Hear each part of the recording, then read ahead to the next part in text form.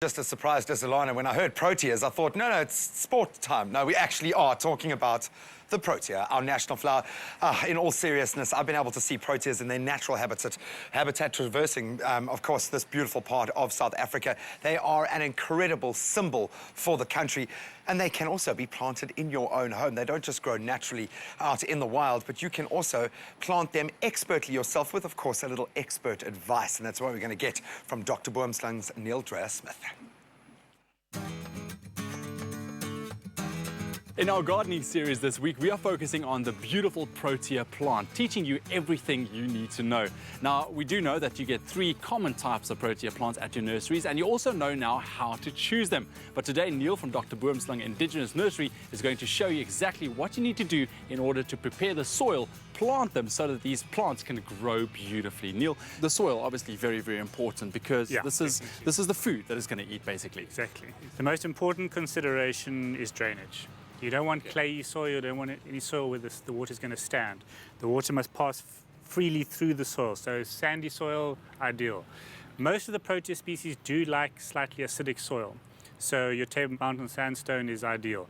There are certain species which will tolerate your sandier, more alkaline soils, so ask your nurseryman to recommend the plant that suits the conditions that you have. But the most important thing to focus on is you want good, well-drained soil, sandy soil. Well, you're going to show us exactly what we need to know about the soil. We're going to be planting this beautiful pincushion protea. Yes. So what do we need to do for the soil in terms of preparing it? Okay. What you want to do is you want to get a good mix of your compost and your sand. So this has been pre-mixed. We basically turned our compost into the sand. It's nice and evenly mixed so that there's a good ratio of sand to compost.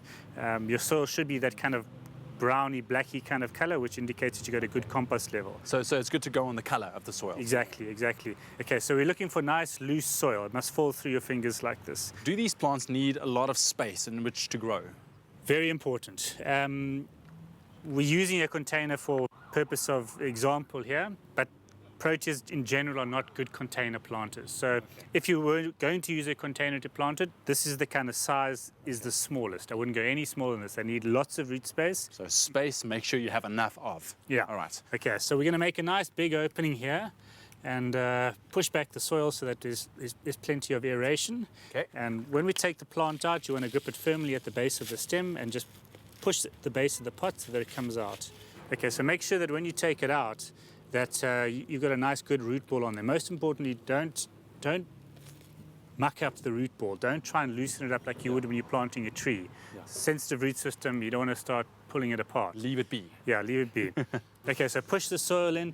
Most importantly, try and respect the level of the roots when you're planting. So you don't want to start pushing the soil up against the stem. So keep an eye on where the stem is and make sure that your soil level finishes the same as the pot. Great. So now that that's planted firmly, we just press down the soil a little bit. In terms of watering, what are the needs? Look, common misconception.